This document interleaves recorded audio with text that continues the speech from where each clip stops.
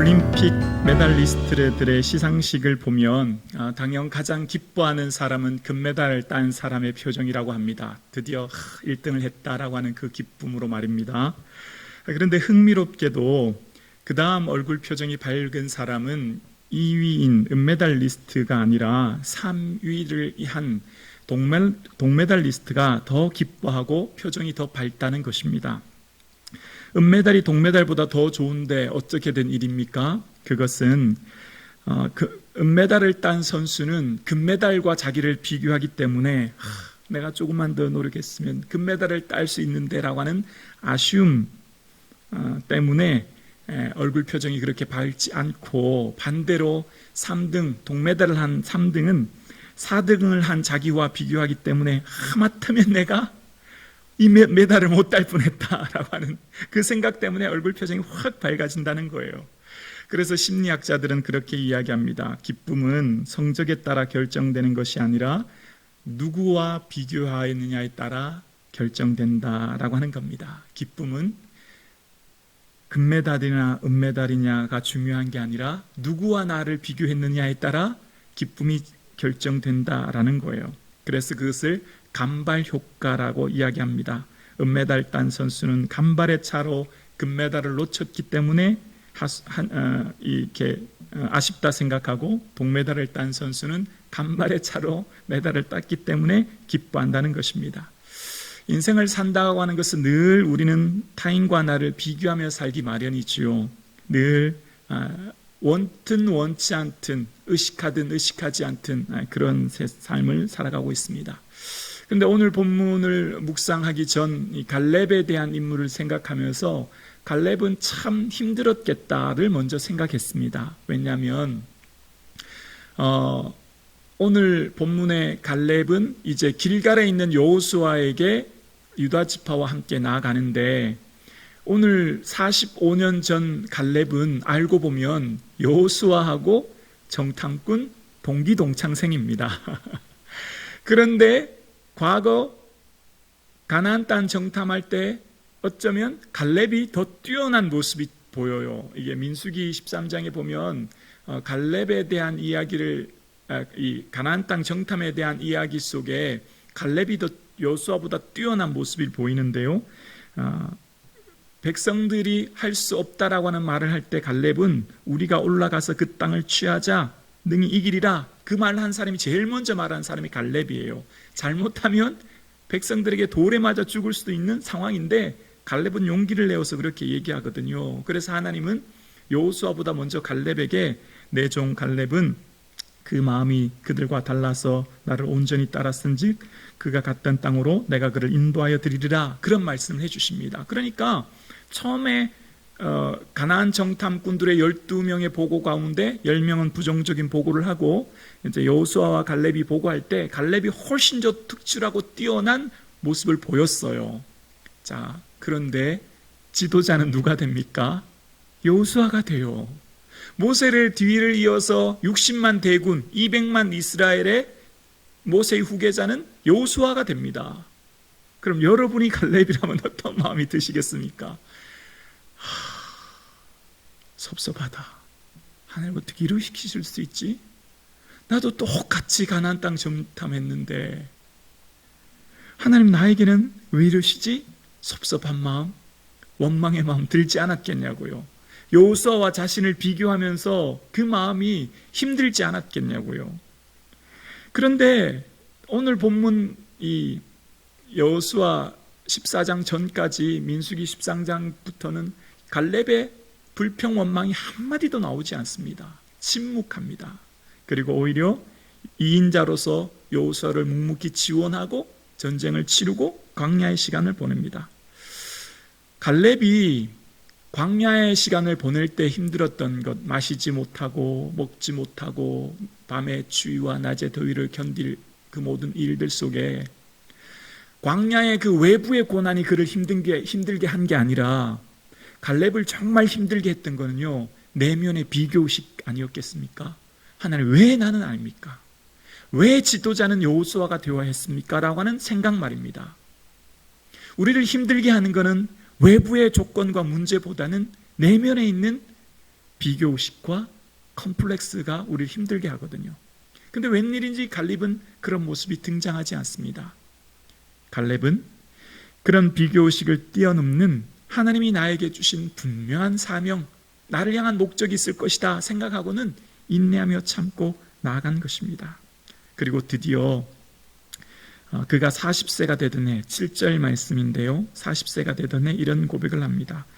7절에, 본문 7절에 보면, 내 나이 40세 여호와의 종 모세가 가데스 바네아에서 나를 보내어 이 땅을 정탐하게 하였으므로 내가 성실한 마음으로 그에게 보고하였고, 8절 함께 읽어볼까요? 8절입니다. 나와 함께 올라갔던 내 형제들은 백성의 간담을 놓게 하였으나 나는 내 하나님께 충성하였으므로. 아멘. 형제들은 백성의 간담을 놓게 했어요. 왜 놓게 했을까요? 비교의식 때문에. 비교의식 때문에 그랬잖아요. 저들은 안악 자손이며 고인족입니다. 그런데 우리는 스스로 보기에도 메뚜기와 같습니다. 그들 보기에도 그럴 것입니다. 뭐 했죠? 비교했잖아요. 외형만 보고 비교했잖아요. 그들의 성읍이 높은 것, 그들의 안악 자손이 2m가 넘는 거인족이라고 하는 외형을 보면서 자신을 비교했잖아요. 그런데 보이지 않는 하나님의 능력, 보이지 않는 하나님의 도우심을 그들은 잊고 있었던 거거든요. 그들을 가운데에서 그들의 백성들의 간담을 높게 했던 10명의 정탐꾼들의 보고 속에는 하나님에 대한 믿음, 그러니까 보이지 않는 하나님이 나를 함께 하신다고 하는 믿음이 없었기 때문인데, 갈렙은 이런 고백을 해요. 8절 후반부에 나는 내 하나님께 충성하였으므로 라고 이야기합니다. 충성은 완전하다라고 하는 히브리어 마레랑 그 다음에 따르다라고 하는 히브리어 아하르가 합쳐져서 완전히 따르다, 온전히 따르다, 그런 의미가 담겨져 있는데요, 하나님을 향해 마음이 나뉘지 않는 것을 이야기합니다. 하나님만 온전히 따르는 것을 이야기해요. 그러니까 10명의 정탐꾼들은 성읍이 높고 거인족이고 그곳에 있는 백성들을 보면서 마음이 나뉘었던 거죠. 그들을 보면서, 환경을 보고 사람들을 보면서 마음이 불안했던 거죠. 그리고 비교의식 속에 자신들이 삶이 낙심했던 겁니다. 그런데 갈렙은 하나님만 온전히 따르고 하나님만 온전히 바라보고 하나님만 온전히 의지했습니다. 여러분, 오늘 여러분들의 삶을 불행하게 만드는 건 뭘까요? 우리의 삶을 불행하게 만드는 것은 나의 능력이 부족하거나 집안 환경이나 배경이나 환경이나 조건이라기보다는 내 내면에 있는 문제, 비교의식, 열등감, 이런 것들이 나를 힘들게 하는 것 아니겠습니까? 정말 우리를 행복하게 하는 건 뭘까요? 조건과 환경이 아니라 하나님만 온전히 바라볼 때, 갈렙이 하나님만 온전히 충성했을 때 지금 여기까지 왔거든요. 오늘 저와 여러분, 이 일부 예배 드리시는 저와 여러분의 삶에 세상과 환경과 주변 바라보지 마시고 하나님만 온전히 바라볼 수 있기를 주의 이름으로 축원합니다. 주님만 온전히 따라갈 수 있기를 원합니다. 나 자신 보면 다 실망해요. 나 자신 보고 실망하지 않을 사람이 누가 있을까요? 내 집안 환경, 배경, 또 가진 것, 주변의 것들 보면 다 실망해요. 그래서 어쩌면 오늘 본문 6절에 갈렙에 대해서 이렇게 소개하는 것 같아요. 그니스 사람 여분네 아들 갈렙. 왜 갈렙은 자꾸 그니스 사람을 강조해서 설명할까요? 그니스 사람이 뭐 그렇게 중요해서 갈렙 앞에는 자꾸 그니스 사람이라고 얘기할까요?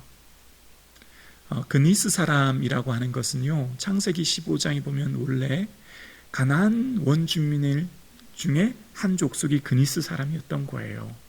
그리고 이후에 에돔 족속, 그러니까 에서의 후손인 에돔 족속의 후예가 그니스 족속이었고요, 그들이 가나안 족속이었고, 갈렙은 알고 보면 원래가 가나안 원주민, 뿌리는 가나안 원주민 어떤 이방 족속의 뿌리의 혈통을 가지고 있는데, 애굽에서 나올 때 섞여 사는 무리들이라고 하지 않습니까? 그때 나온 사람들은 야훼 하나님 신앙을 믿는 사람들은 다 함께 공동체가 되어 나왔거든요. 그때 요 갈렙은 아마 이 유다 지파에 편입되었음을 생각해 볼 수 있습니다. 그러니까 갈렙은 이방 족속 혈통 출신이었지만 하나님을 믿는 믿음의 신앙을 붙들었기 때문에 유다 지파에 편입되어서 오늘날 유다 지파의 지도자가 된 거예요. 그러니까 원래 원뿌리는 그렇게 잘난 사람 아니었다는 거예요. 집안 환경 보면 그렇게 특출한 인물이 아니었지만 하나님을 믿는 믿음, 그 믿음 때문에 유다 지파의 지도자가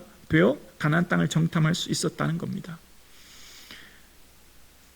오늘 일부 예배 드리시는 우리 사랑하는 성도님들, 지나온 한 주간 어떻게 보내셨습니까? 여러분 마음을 힘들진 않으셨습니까? 무엇 때문에 힘드셨습니까? 많은 것들 있었지만 지금 내 눈에 보여지는 여러 가지 환경들, 나를 힘들게 하는 문제들, 어려움들이 점점 여러분의 짐이 되어 여러분을 짓누르지는 않으셨습니까? 오늘 예배드리신 저와 여러분의 삶에 이런 짐과 문제가 없는 사람은 아무도 없어요. 다 힘들고 다 지치고 다 어렵습니다. 그런데 어떻게 우리가 참으로 기쁨과 평안을 얻을 수 있습니까? 하나님 의지하는 거예요. 주님 바라보는 거예요.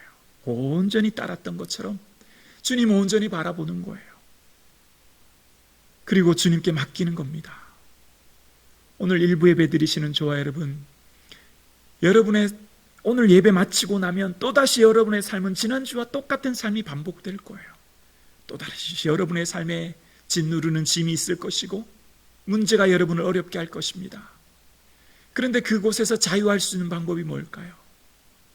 이스라엘 백성들의 마음을 낙담했게 했던, 간담이 높게 했던 성읍과 거인과 무기들과 병사들 본 게 아니라 하나님만 온전히 바라보았던 갈렙처럼 한 주간의 삶을 새롭게 시작하는 저와 여러분, 하나님만 온전히 바라보고 붙들 수 있기를 주의 이름으로 축원합니다.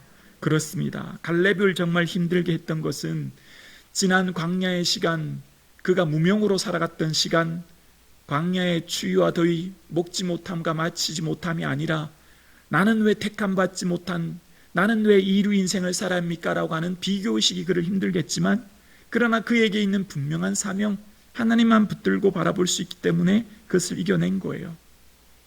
갈렙은요, 참 자존심이 상했을 거라 생각되어져요. 저는 오늘 여기까지 왔던 갈렙의 인생을 생각하면서 야, 갈렙 얼마나 기분이 상했을까?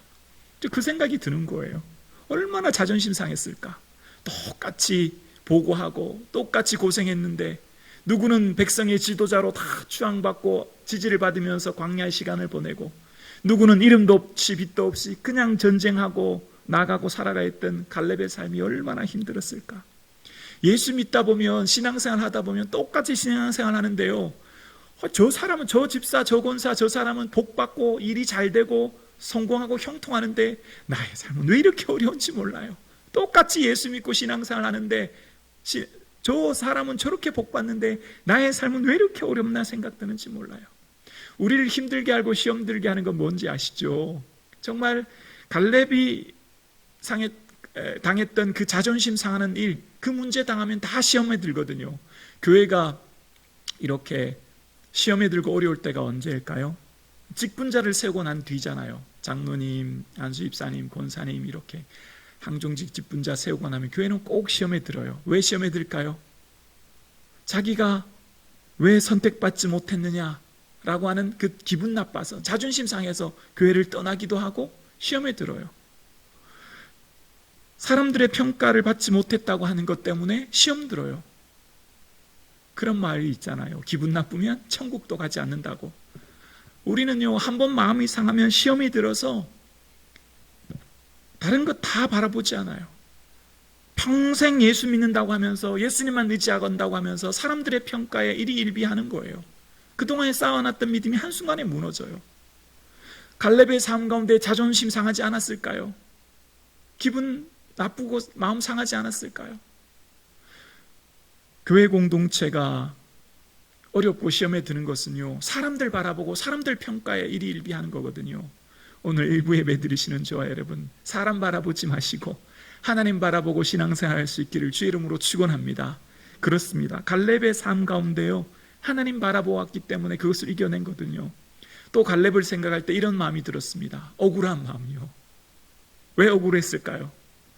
아니 10명의 정탐꾼들이 부정적인 보고를 해서 하나님이 그들의 믿음 없는 보고 때문에 하루를 한 1년으로 계산해서 40일 동안 광야에 고생할 거야. 그랬으면 아니 믿음 없는 보고를 한 그 이스라엘 백성들만 고생해야지. 지금 여기 누구도 함께 고생해요? 갈렙도 같이 고생하는 거예요. 여호수아는 지도자로 간다고 그러도 쳐도 갈렙은 억울한 마음이 들지 않았겠냐고요. 나는 믿음의 보고했는데. 그럼 하나님이 야 갈렙 너는 믿음의 보고했지. 너는 좀 쉬어라. 내가 너 위해 특별 열차 준비했다. 미리 가서 가나안 땅 입구에서 좀 쉬어라. 그런 말씀 한 것도 아니에요. 똑같이 고생하고 똑같이 그들과 함께 먹고 마시며 지냅니다. 믿음의 수준 차이는 또 얼마나 났겠습니까? 시시껄컹 불평하는 저 백성들 보면서 갈렙의 마음이 얼마나 참 답답했겠습니까? 억울한 마음, 답답한 마음, 함께 가는 백성들이 시시때 때마다 불평하고 원망하는 그들 보면서 참 마음이 얼마나 무겁겠습니까?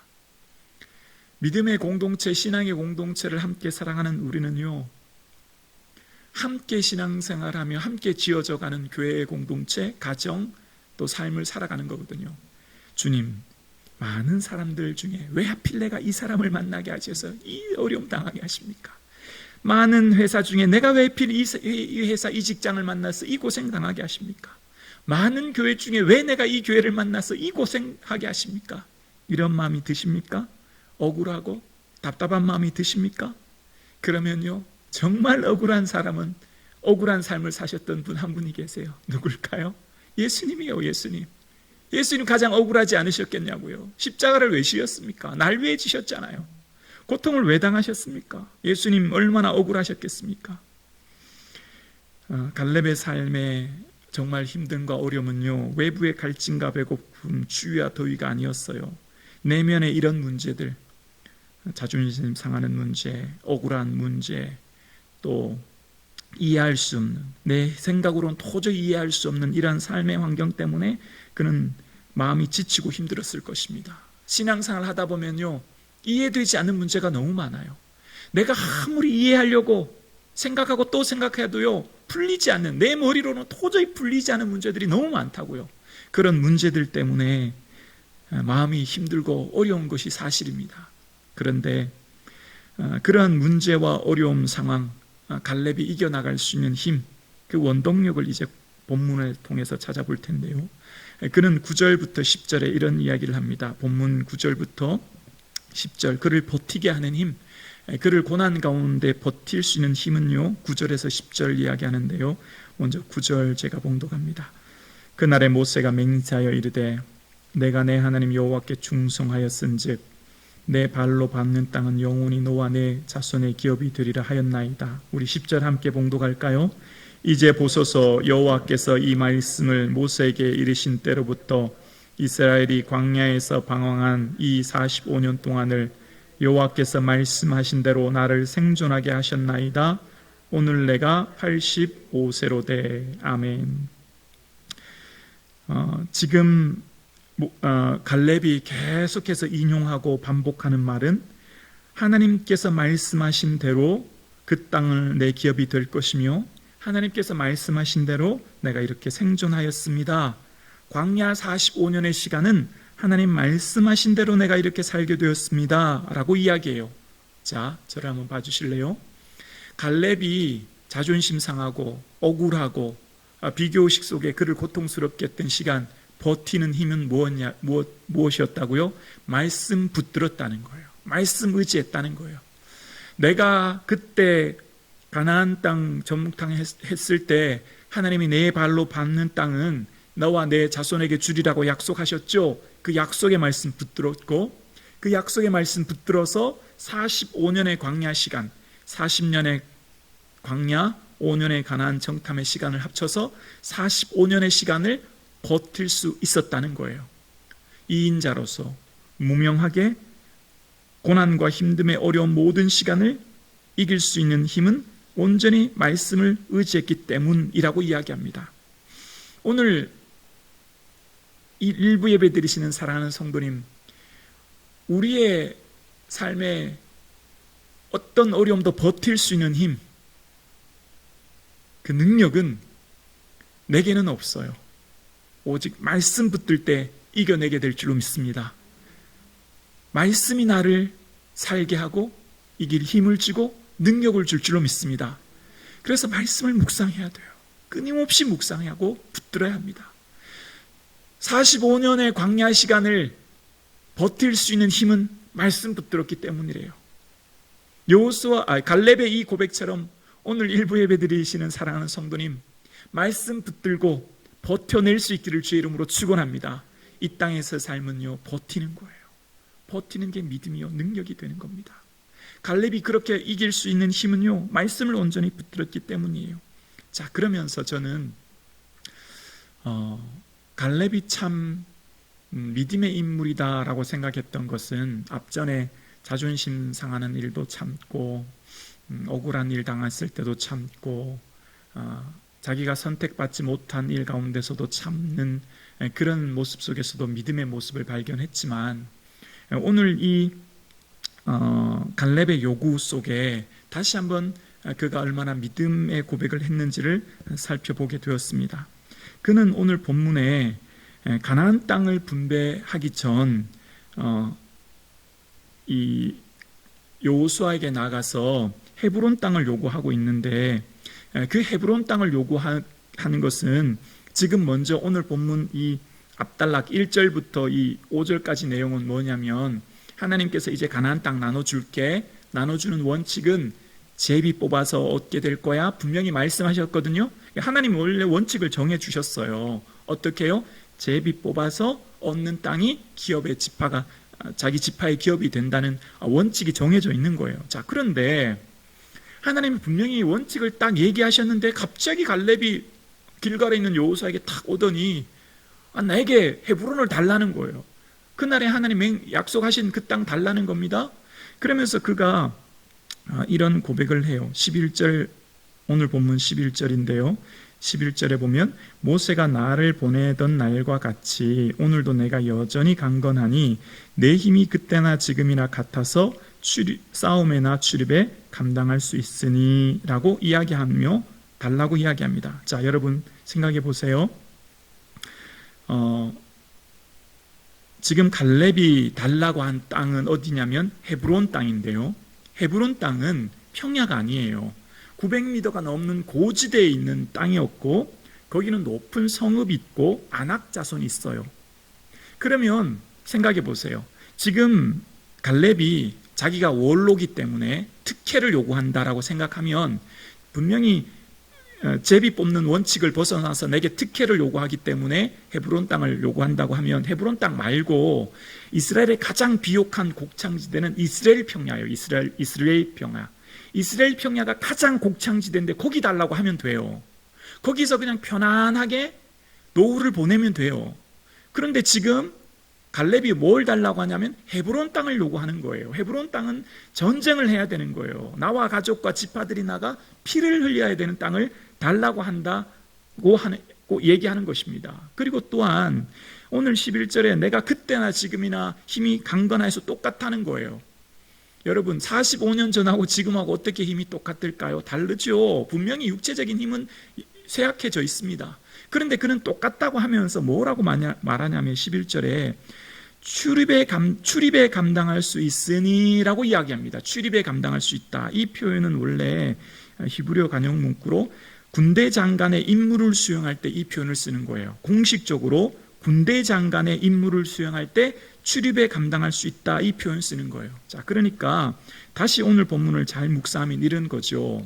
갈렙이 내 욕심, 내 이기적인 마음, 내 밥그릇을 챙기려고 지파들이 제비 뽑기 전에 먼저 달려가서 나 좋은 땅 주세요 이렇게 했다기보다는 그럴 바에야 비옥한 땅 달라고 했을 텐데 이 헤브론 땅은 온 민족의 골칫거리인 땅인 거예요. 다 꺼려하는 땅인 거예요. 다 이 헤브론 땅은 분배받기 원하지 않아요.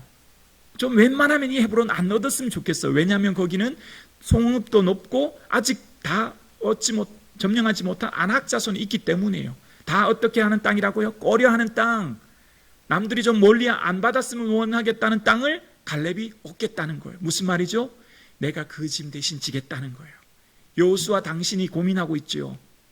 당신이 저 헤브론 땅 얻으려고 점령해야 되는데 지금 어떻게 해야 되나 고민하고 있죠. 제가 그 땅 제게 주십시오. 제가 그 땅 점령하겠습니다. 그러면서 나는 비록 내가 늙었지만 그때나 지금이나 내가 힘이 똑같습니다. 내가 주일에 감당할 수 있습니다. 그 고백하면서 달라고 이야기하는 것입니다. 왜 그랬을까요? 과거 45년 전에 가장 먼저 정탐했던 사람, 제일 먼저 처음 헤브론 땅을 보았던, 성을 보았던 사람이 갈렙이었거든요. 갈렙과 여호수아였거든요.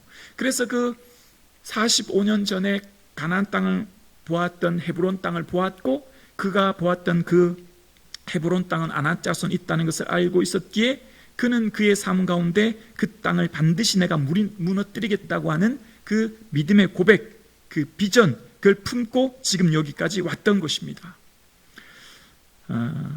오늘 사랑하는 성도님들 삶 가운데 하나님께서 나로 하여금 내가 지지 않아도 되는 타인을 위한 짐을 지고 계신지 않으십니까? 내가 해도 되지 않은 기도를 시키게 하진 않으십니까? 내가 교회 성도로, 교사로, 구역장으로, 어쩌면 권사와 장로로 라운 직분을 맡은 것이 무겁고 힘들지는 않으십니까? 내가 벗어버리고 싶은 짐이 있진 않으십니까? 그런데 갈렙을 한번 생각해 볼까요? 갈렙은 지지 않아도 되는 짐을 지는 것입니다.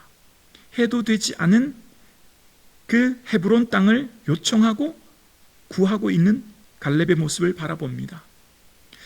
오늘 일부 예배 드리신 저와 여러분의 삶 가운데 하나님께서 내가 하지 않아도 되는 타인을 위해, 타인 때문에 져야 되는 그 짐이 있다면 그것이 축복이요 은혜인 줄로 믿습니다.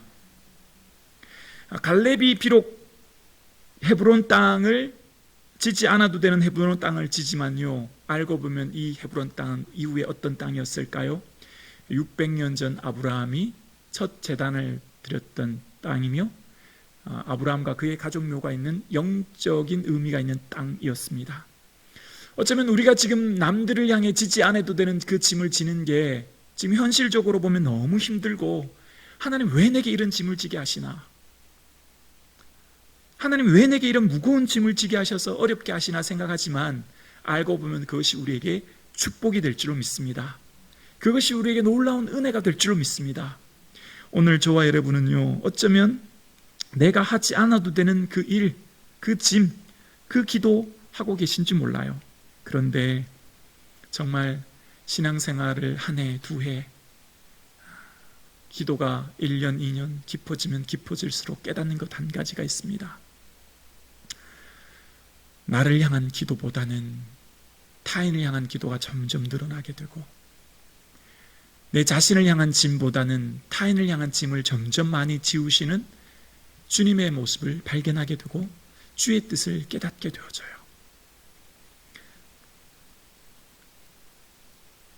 오늘 예배드리신 저와 여러분, 갈렙이 이 산지를 내게 주소서 주께 요구했던 그 헤브론 산, 때로는 힘들고 어렵지만 갈렙은 고난의 시간을 버텨온 지난 시간, 이제 마지막으로 이스라엘의 가장 큰 골칫거리며 문제인 헤브론을 그가 점령함으로, 믿음으로 나아감으로 하나님의 영광을 드러내기 원하였습니다. 그래서 비록 그는 나이가 들고 무능하고 미련하고 연약했지만 하나님 말씀대로 내가 그들을 쫓아내겠습니다, 믿음의 고백을 하는 모습을 발견하게 됩니다. 그리고 그 믿음의 고백대로 이후 여호수아 15장 14절에 보면 갈렙이 거기서 아낙의 소생 그 세 아들 곧 세세와 아이만과 달메를 쫓아내었다라고 이야기합니다. 비록 85세 된 고령의 갈렙은 무능하고 연약하였지만 그 고백대로 놀라운 은혜를 그에게 허락해 주셨습니다.